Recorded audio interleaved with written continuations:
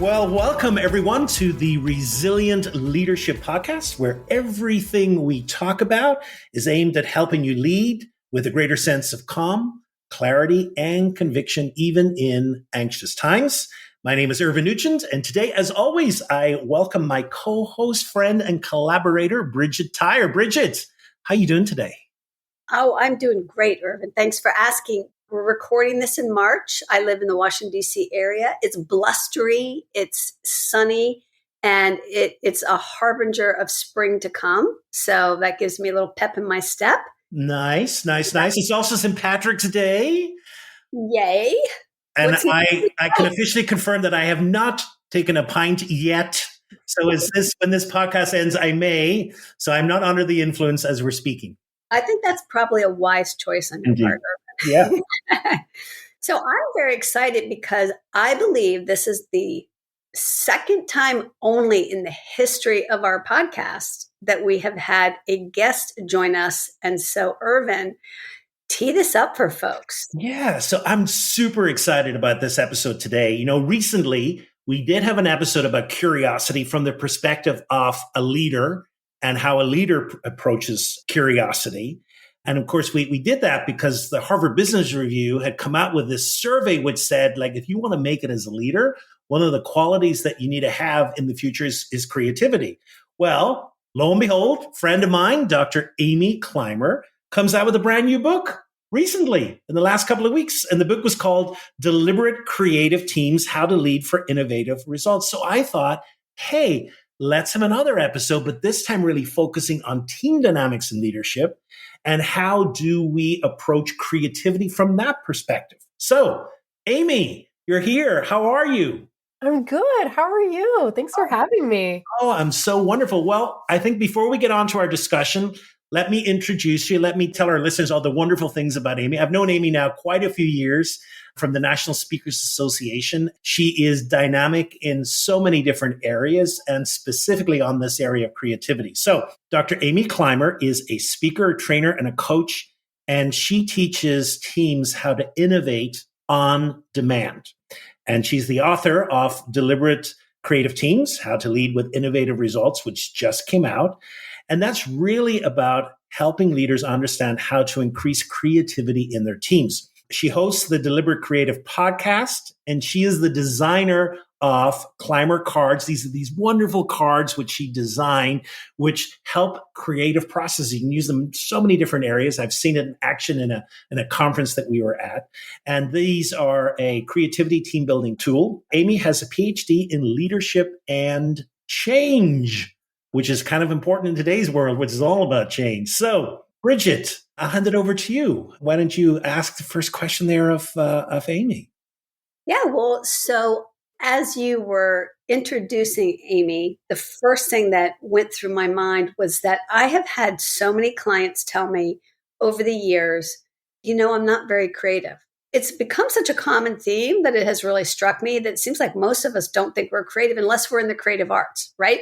Mm-hmm. And I think that has to do, I'm wondering, does it have to do with how we define creativity? And so maybe that's a really good place to start is with the basics, right? So Amy, what is creativity and why does it matter? Yeah, Bridget, I have the same experience with many of my clients where they tell me they're not creative. And I think there's two reasons people say that. And one is like you're suggesting that they don't quite know what it is or defining it in a different way. So the way I define creativity, I shouldn't say this is from the research around creativity, that creativity is novelty that is valuable. Ooh. So novelty meaning unique, different, new, original, and valuable. Could be financially valuable. It could be something that makes us more efficient. It could be aesthetically valuable. It might just make us feel good. There's all sorts of, definitions of the word valuable in this case. But creativity is novelty that is valuable. And so basically it's just about solving problems. Are you coming up with some solutions that work well for whatever's going on? That's it. I love that definition. Now, novelty, does novelty mean like there's never been anything like this before? Not necessarily, no. In fact, I would say that's actually very unusual. And even when we think about the things in our world and our lives that are creative, that we really uphold as like, oh my gosh, this is just one of the most innovative things ever. We sometimes think that it was the first of its kind, but actually when we look at the history of that thing, whatever it is, we see it's quite iterative. So for instance, I think one of the most popular is smartphones, the iPhone in particular. It's like, did Apple invent this? That smartphone? No, not at all. There were other iterations before this. There were, it wasn't the first phone that could play videos. There were so many, I don't know all the details, but basically the point is it was iterative. And that's a big, big piece of creativity. It doesn't have to be something that no one's ever thought of in any context ever. That in itself is very unusual. So that's interesting, because I love this. I love the definition as well, kind of novelty that is valuable. And I think that's so accessible. And therefore it's really clear the link between that and how valuable that would be at work. Because at the moment, especially when you're running into a dead end of a problem, kind of being able to approach it. So I'm curious then, Amy, from your own experience and you're thinking about this, how might we go about incorporating creativity into the work and the work process? Okay, so Irvine, first I just have to say, you just used a great phrase.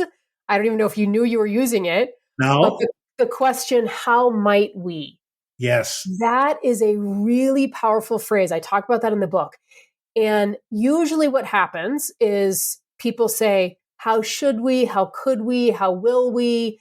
How do we? And so asking, how should we incorporate creativity in our workplace versus how might we are really quite different questions. Because how should we is implying there's one right answer. And what's the way? I want to know the right thing. And how might we is implying this sense of possibility. And it's like, well, we're not looking for the right answer yet. We're just exploring what are the options. And so that's actually, it's just so funny you asked it that way, because that's one of the tactics or tools that I recommend that organizations use. So now that I went into that whole thing, I don't even remember what the question actually was. Let me do it again, seeing that I've given this such a wonderful, wonderful question. How might we incorporate creativity into the workplace? Okay. I think there's many layers to this. Like many, if you're bringing something new into the workplace, there's going to be layers to it. The first thing is to understand that creativity is a system. And I know you all talk a lot about systems here, which is so perfect, that it is not just this one-off thing that you do. It's also not something that some people have and some people aren't. So let's put all the creative people together in a room. No, actually, as humans, we all have incredible creative capacity. And I think if you're trying to incorporate creativity into your workplace, that's the first thing, is to understand the system. And in the book, I walk through these 3 elements that all teams need if they want to be creative together, which we can get into if you want. But for leaders and team members to understand how it works can be really eye-opening, mind-blowing, because we think of creativity as, oh, it's just this like free-for-all. And actually what I'm suggesting is that it's quite a structured process. And when you follow this system or this process, your results are the research says, your results will be more creative if you follow the process. Love that. And you know what made me just smile is, Amy, when you said, just saying, how might we? That's such a coaching question, right? So those of us who have been trained as coaches, all 3 of us, that's just how that has been pounded into us. Like I was just drafting an email and I literally, I typed something and then I went back and I edited it and I said, how might we, do that? But what I never did was connect that to being creative or to opening up a more creative conversation. So that's such a great and easy takeaway for our listeners, right away. Yeah. Okay. Now I've also had a lot of my clients have said, I'm not creative. And a lot of my leadership clients have said, my team is not very creative. They're not coming up with new great ideas. What do I do? And so I would love to hear, what is the leader's role in this whole structured process of being creative and innovating? Mm-hmm. I mean, I think the leader's role is very critical and very important. Let me just give you like these 3 elements that teams need in order to be creative together, because then I think we can break those down and answer that question. So I did this research maybe 10 years ago of looking at why are some teams highly creative and some aren't? So really this question you're asking. And I had certainly been on teams that fell on either end of the spectrum throughout my career. And I was curious, what's the difference? Why am I able to be more creative with some teams? Other teams, I just feel like, oh my gosh, I just sit at the table and I'm less creative with them. And what I identified were these 3 elements that all teams need in order to be creative together. The top one, these are not actually in order priority. I just have it sitting at the top of the Venn diagram. The first one is team purpose. So what's the team purpose? Why are we here together? Why do we meet on a regular basis? This one's a little, to me, feels like one of the easier ones. It's just most teams like have this figured out. And if not, it's a pretty easy fix. So team purpose, team dynamics, which is simple but can be complex, of how do we communicate with each other? Do we have a fairly high level of trust, level of psychological safety? And can we engage in conflict, like some healthy conflict around the work? And then the third area is team creative process. And this is, do team members all know and use a process for being creative together?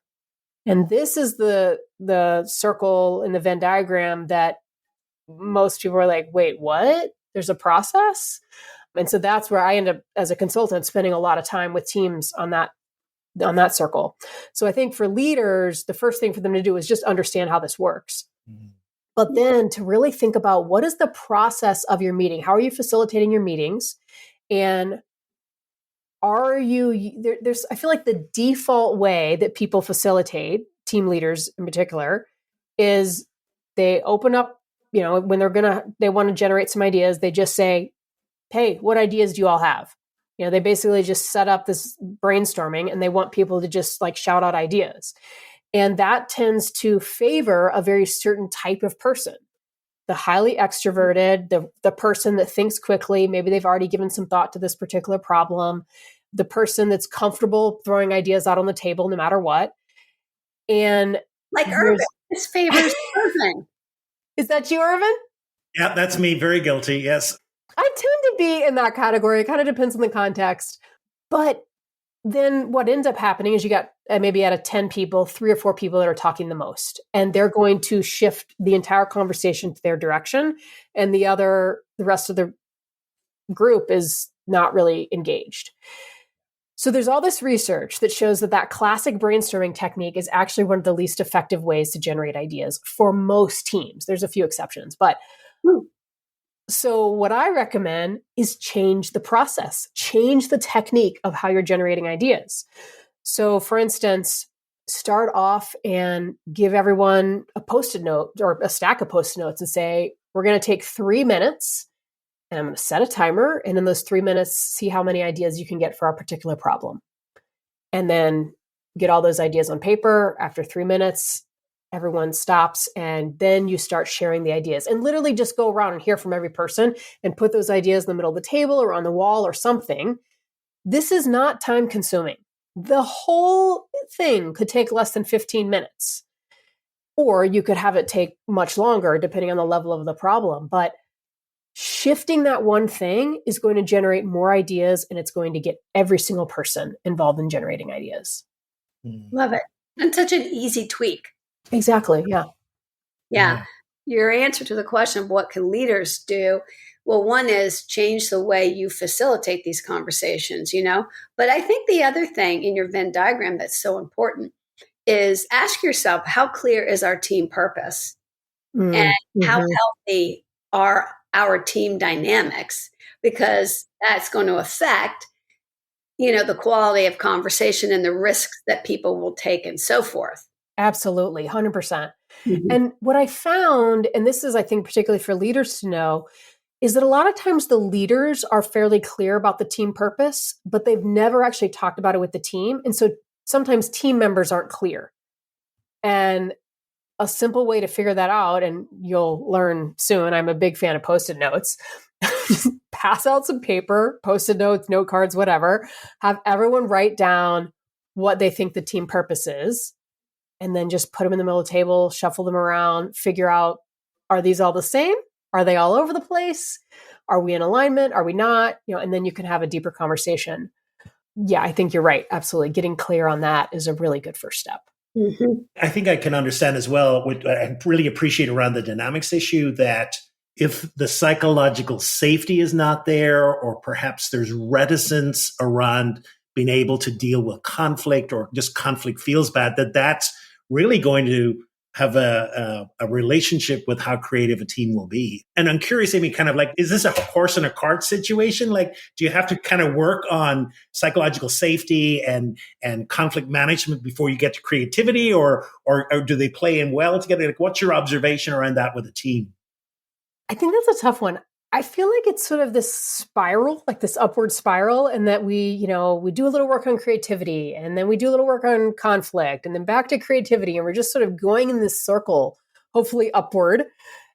And they complement each other so well. And I think it's really hard to say, okay, now we're going to work on conflict. And then you just, only work on conflict. Well, the way to work on conflict is to do the work together, which means you're being creative together. And then something will come up that'll give you the opportunity to work on conflict. And you can kind of see how this could go round and round. Yeah. Yeah. But I do think one of the biggest things is don't avoid it. Like, embrace that conflict. And there's this great phrase or great word that I love called creative abrasion. Mm. And it's this type of conflict, I talk about it in the book, where we can disagree around the ideas, around the work we're doing, but we're not disagreeing around personality or identity. Yeah. Because that's never helpful. Yeah. And if team members are able to focus on that type of conflict, it can be really powerful in a positive way. Mm. Love that. Can you say something more about the identity part? I think everybody gets naturally, like, don't insult a human being, right? Like the first thing is personality. Don't say like, well, you're this, but identity, I think that's a big one. But what does that mean?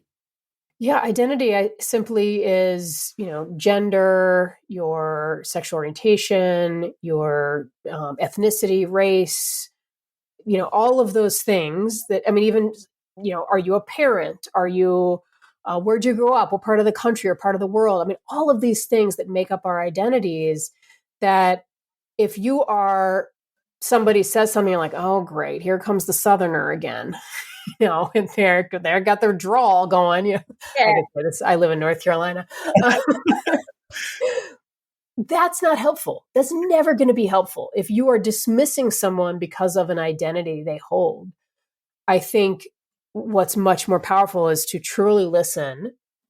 And then if you find yourself quickly wanting to dismiss it, maybe do a little check.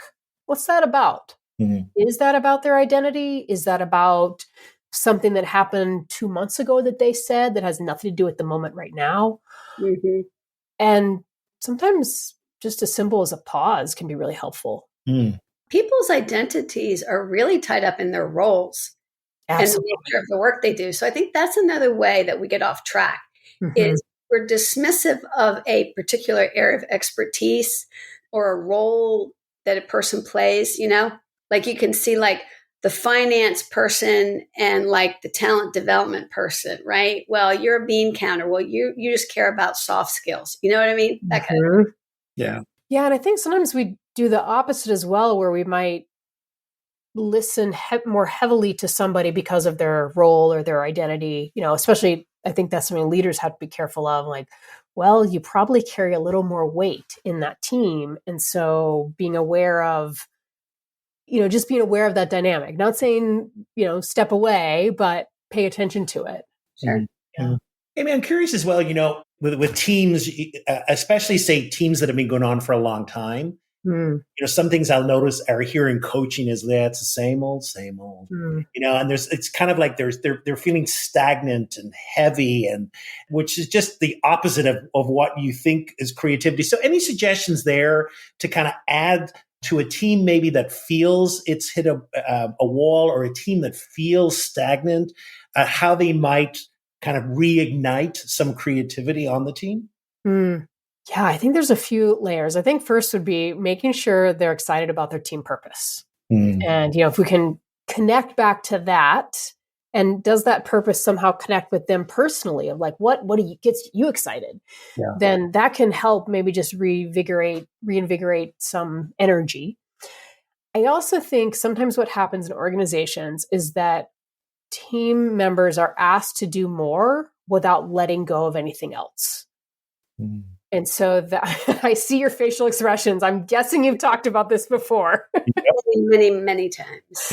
Yeah. And it's just a recipe for burnout. It's a recipe for, just like, why would I want to add more without letting go? I mean, I only have so much time in a day, and then I'm going to get dinged in some way for not performing well, or I just don't feel like, I can just tell I'm not performing well, and then I'm not serving well. And so figuring out how can you set up your team and your team members for success. And I think when team members know, like, okay, we're going to let go of this other thing if we can do that, this new thing. So then there's just more energy towards trying something on top of what's already there. Yeah. Yeah. It's hard to be creative when you're so stretched thin. Yes. You don't even have time to catch your breath. Yeah. And that to me is a really big conundrum.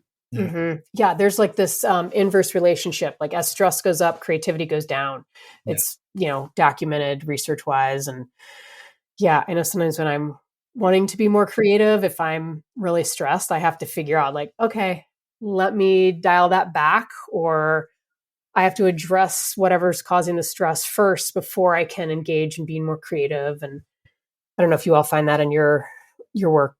Yeah, very much so. I mean, it's so interesting. The last month, I've been trying to be a little creative with some new offerings. And so what myself, my business partner, Trista, decided was to get away to a local hotel, was to change the space, change the energy, totally made the dynamic very differently. So we could have stayed at home and done a Zoom session, but just that being in person and in a different space just actually was wonderful.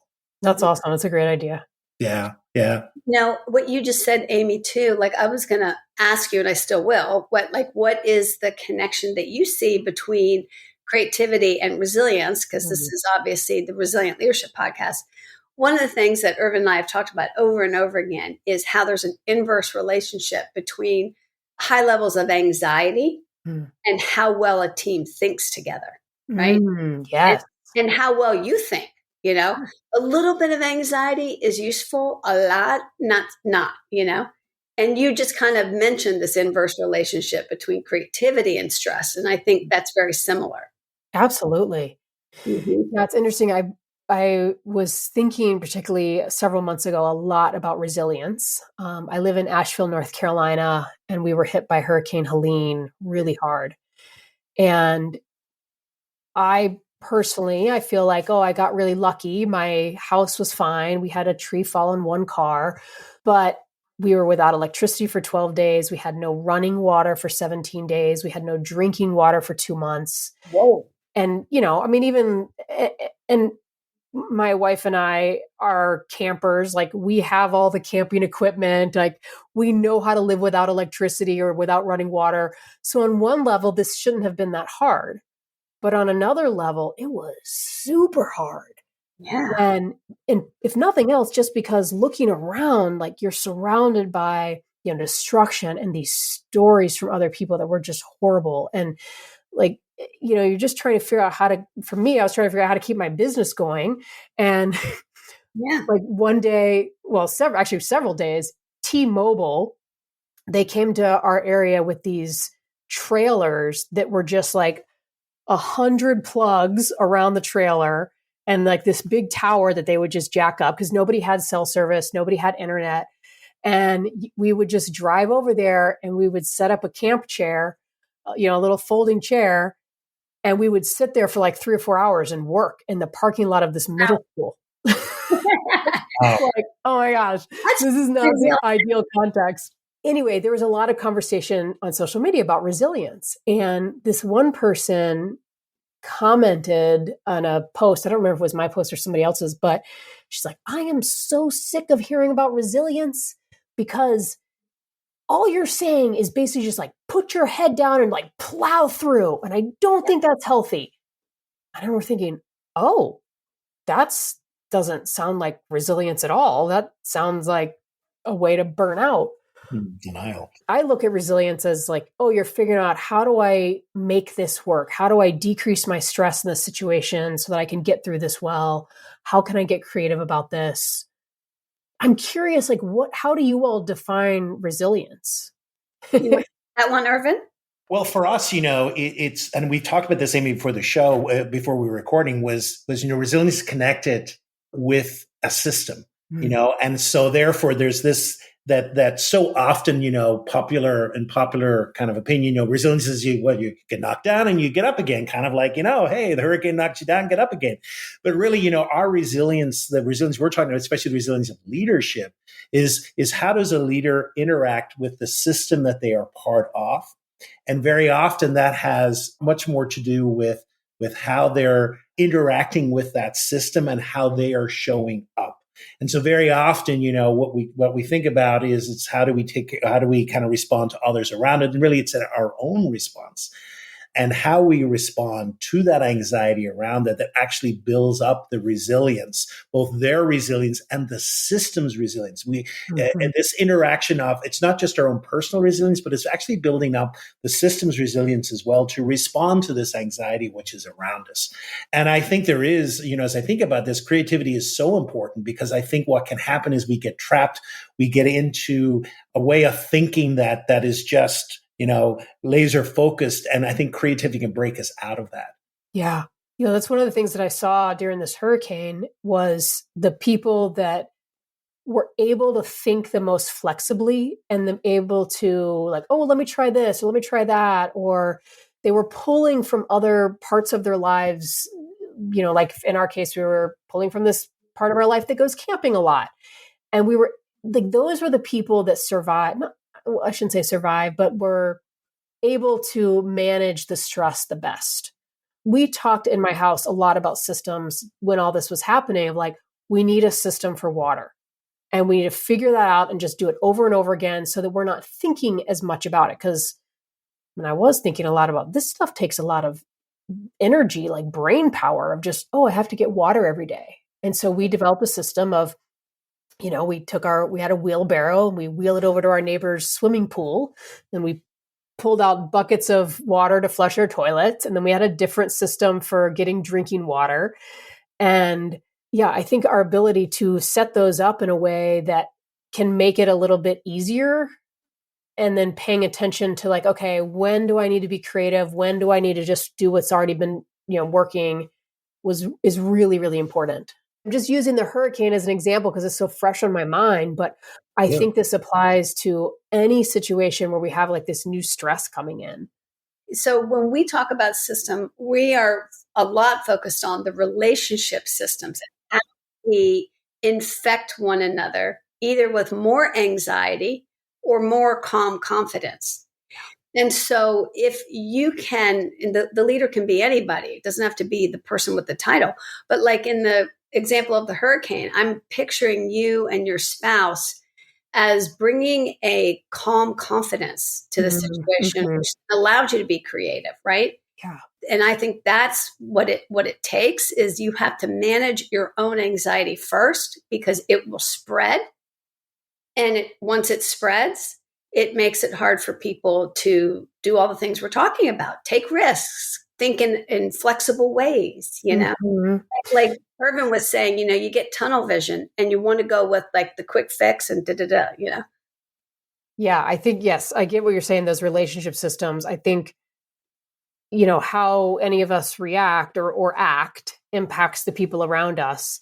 And I've definitely many times found myself like in these stressful moments. And I'm sure you all have this experience where your initial reaction is just like, rah, like, your stress is just coming out and you might like bark at someone or be rude. And I remember like during this hurricane in particular, catching myself and realizing like, hold on, I don't need to express that to the people I'm with right now. Like, that's not helpful here. Like, dial back the anxiety, at least the external anxiety, self-regulation there. Exactly. A little self-regulation. Yeah. Well, to me, in Irvine, you're going to be more aware of where we are in this time-wise, but there's just one more question I'm curious about.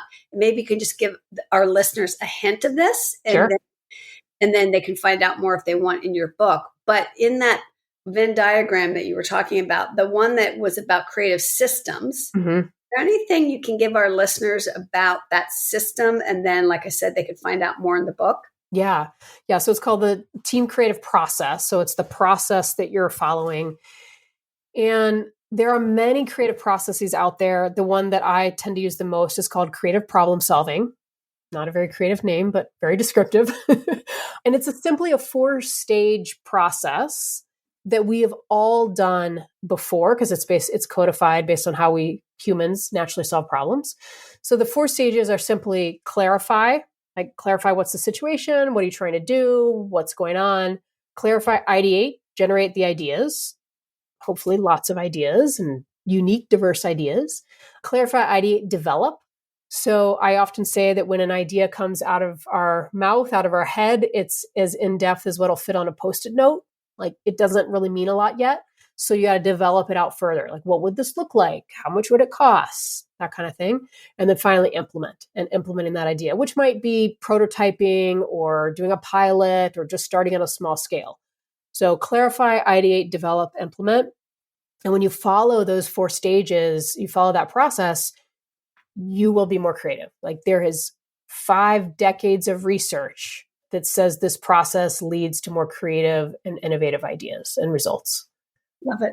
Yeah, I love this. I love the breakdown of putting a system and process in place, because I do think that so many people, really going back to the beginning of what we were talking about, don't feel they are creative, or even what we associate with creativity is a little bit of scattered all over the place and can feel like that. And I think, to really boil it, actually, no, there's a system here, and here's each step of the system. I think that is something which is actually exciting, and I think many leaders would find really beneficial. This has been a great conversation, but maybe to wrap up, if there was 1 or 2 nuggets from the book, or 1 or 2 things that would really speak to our audience of leaders and around the idea of creativity, what would be 1 or 2 little nuggets you would say to them? I think the big nugget from the book is that creativity will not happen by accident. And the phrase that I use a lot is be deliberate to be creative. And if you want to be, you got to have that intentionality. You got to be deliberate if you want to innovate. And that's where most teams, most organizations, I think, are missing. And I try to lay out a pretty clear process so that they can, apply this system and be more creative. That's the big takeaway. Love it. I love it. Be deliberate. So, Amy, I'm sure this is going to fall on ears that are curious and want to learn more, because this is an issue that so many of our listeners are dealing with their teams, or else they're part of a team. So if people wanted to learn more, how did they get your book? And if they wanted more information on you, let our listeners know how they might be able to do that. Sure. You can find me on my website, which is climerconsulting.com. And Clymer is spelled Climer. There's no B. And you can find the book on there. There's a little book tab at the top. And you can also find it anywhere books are sold. And it's called Deliberate Creative Teams, How to Lead for Innovative Results. Awesome. Thank you so much for joining us. Thank you for generating such a rich discussion. I'm coming away with a few nuggets which I need to chew upon, and I'm loving these ideas of, first of all, that kind of the purpose, the dynamics, and the creative process. I love that. And I love the process, that creativity is a process. And then I love this, clarify, ideate, develop, implement as well. So, Bridget, any thoughts for you? Well, just the affirmation that we're actually all innately creative. And that we just have to be deliberate about it, as you said. And we also have to set up the circumstances, right, with our teams that allow for what is innate in us to come forward. And that's such a powerful reminder. You can't just show up and expect people to push a button and suddenly come out with these amazing ideas. There's a foundational piece to this that's so important. Absolutely. Thank you, Amy. This has been a lot of fun. Thank you for having me. Yeah. So if you want to explore the world of creativity, especially in teams, the book is called Deliberate Creative Teams, How to Lead for Innovative Results. And Amy Clymer is the author. Amy, thank you so much. Thank you so much, listeners. We look forward to being with you in the next episode. Take care. Thanks, everybody. Bye-bye.